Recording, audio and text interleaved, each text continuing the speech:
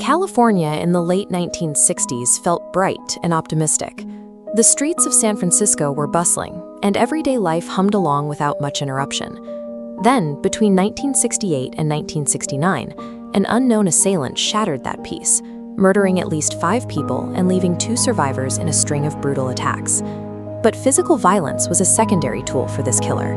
He engineered a creeping panic, injecting a deep systemic dread straight into local communities. Instead of hiding from the law, he actively sought the spotlight. He openly challenged the police, giving himself a name that would echo for decades: the Zodiac. The Zodiac's open defiance of the law created a terrifying vacuum of authority.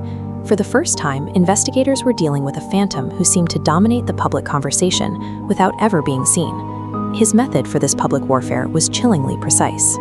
Immediately following a murder, he would send cryptic letters directly to major newspapers and law enforcement agencies. These letters served a dual purpose. They kept his true identity completely hidden, while giving him a massive, direct platform to mock the authorities for their inability to stop him. The correspondence reached a disturbing peak when he explicitly wrote that he enjoys killing people, turning a homicide investigation into a grotesque public display. As newspapers published these taunts, the terror spread outward.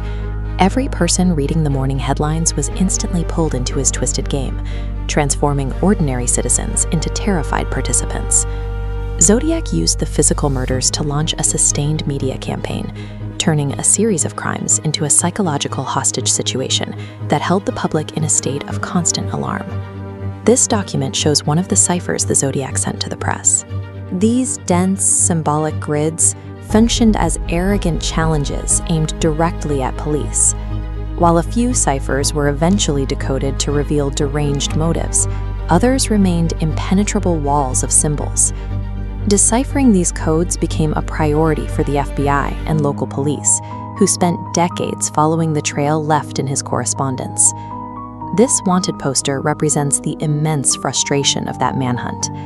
Over decades, dozens of suspects were brought in for questioning, but investigators could never secure the definitive, rock-solid proof needed to make an arrest. By burying his identity behind unsolved ciphers and conflicting sketches, the Zodiac turned a standard homicide investigation into an unwinnable intellectual trap. The physical killings came to a halt after 1969, but the shadow of this investigation has stretched across more than 50 years, lingering long after the initial panic subsided. Today, despite half a century of technological advancements in forensics, the case remains officially unsolved. That lack of a final arrest means the Zodiac's primary weapon was entirely successful.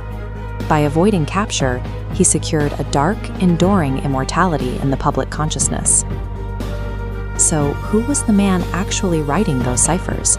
And is there any chance his true identity will ever be dragged out of the archives and into the light? Ordinary secrets naturally fade, but the Zodiac killer's mastery of unresolved terror ensures his mystery remains vividly alive today.